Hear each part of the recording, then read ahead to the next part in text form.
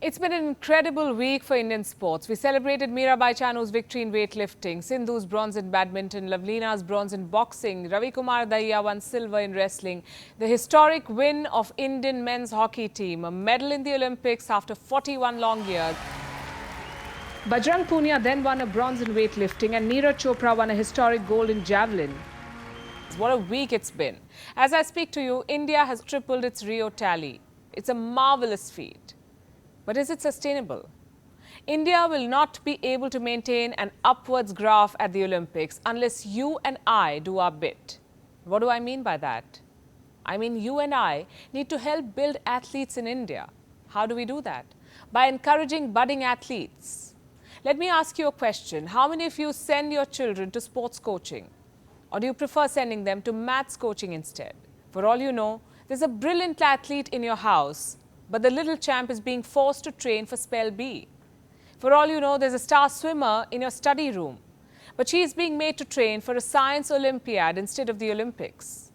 We grew up with the idea of padhoge, likhoge, banoge nawab, kheloge, kudoge, hoge kharab. But it's time to shed this.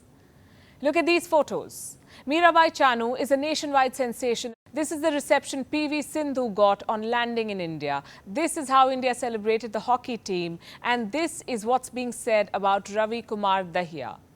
The world today celebrates its champions.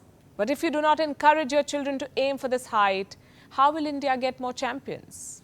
Wouldn't it be great to celebrate India's sporting victories more often? Imagine cheering for India at the FIFA World Cup one day. Imagine picking up hundreds of medals at the Olympics. Imagine Indians winning medals in sports like climbing, sailing, skateboarding, mountain biking. Imagine your children, family members and neighbors wearing tricolored tracks at international games.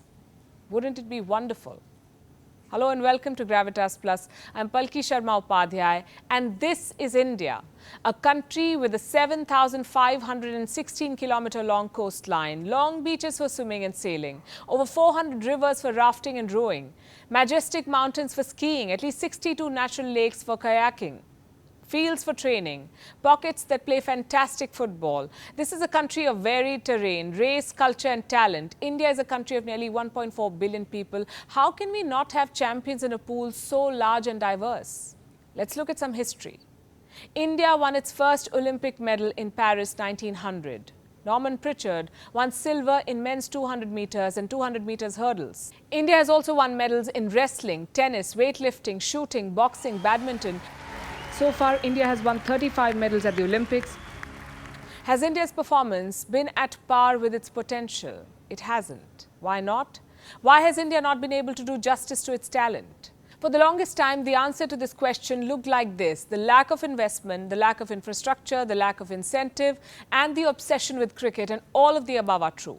Yes, India does not have enough Olympic-level infrastructure. Yes, India needs to do more compared to other countries. Yes, we are obsessed with cricket a tad bit too much. Yes, India can pump more money into other sports. But India is making amends. It set up an Olympic task force after the Rio Games. The 8-member body was tasked with planning a roadmap improving India's performance in the 2020, 2024 and 2028 Games. The task force submitted its recommendation in 2017. India is working on it now. In the last budget, India allocated more than 2,800 crore rupees or $380 million to sports. In 2021, the allocation looks like this.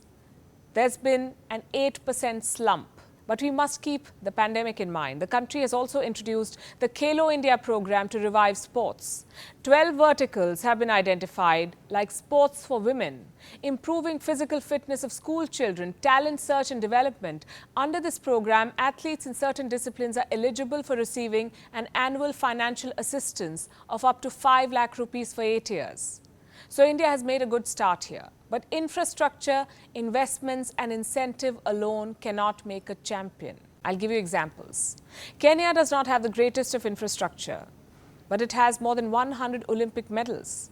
Brazil, 13.5 million people struggle to make ends meet, but the country has produced some of the best footballers, also won 5 football World Cups. Do you know why?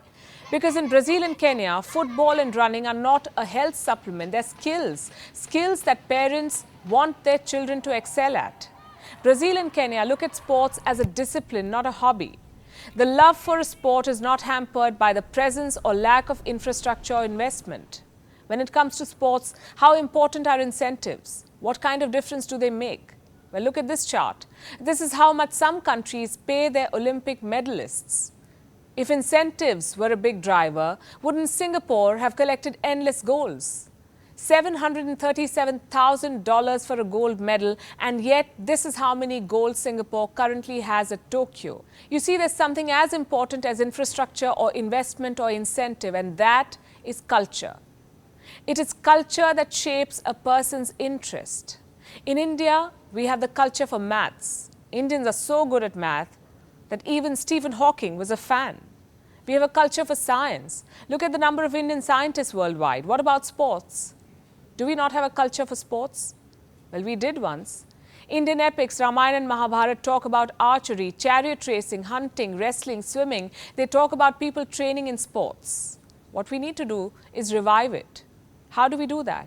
Well, start early, give more importance to sports at school, ensure that sports teachers are not the most ignored ones during parent-teacher meetings. Ensure we don't drop sports from a child's timetable the moment she enters middle school or high school.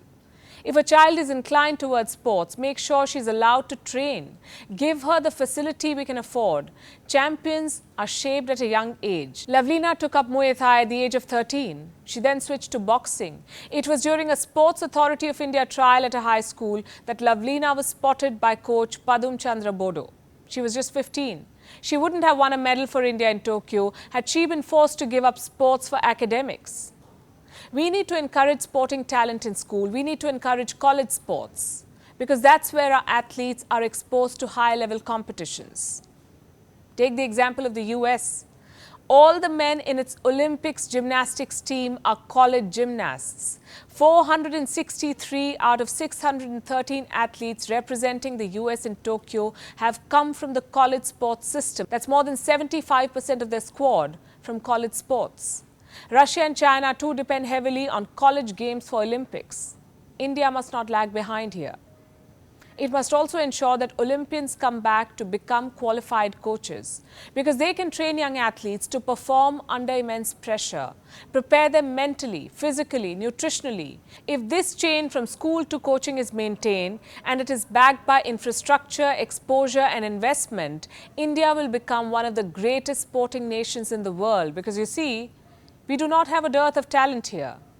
And I'm not saying this journey to the top will be easy, it won't. Overtaking the US and China won't happen in a couple of years. Look at where their current Olympic tally is and look at where India is. It is not an overnight journey to the top, but the journey will be easier if we draw inspiration from success stories elsewhere. Well, here's one. Britain, 1996, it won just one gold medal at the Atlanta Games.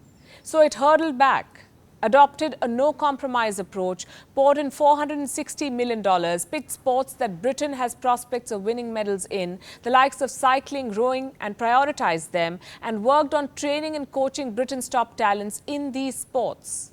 Well, 20 years later, Britain finished second in Rio 2016. It took home 27 golds. In Tokyo, India also got its first gold in athletics. We have come a long way. From winning medals only in hockey to now standing on the podium for numerous sports. Look at our Tokyo squad. We have the youngest shooting team, Manu Bhakar, all of 19. Our men's hockey team has 10 Olympic debutants. For the first time, our female hockey team reached the semi-finals. For the first time, India got a gold in track and field. You and I can ensure that this journey is only upwards and onwards. So let's Khelo India. Gravitas Plus, co-presented by Skoda, made of smart imagination.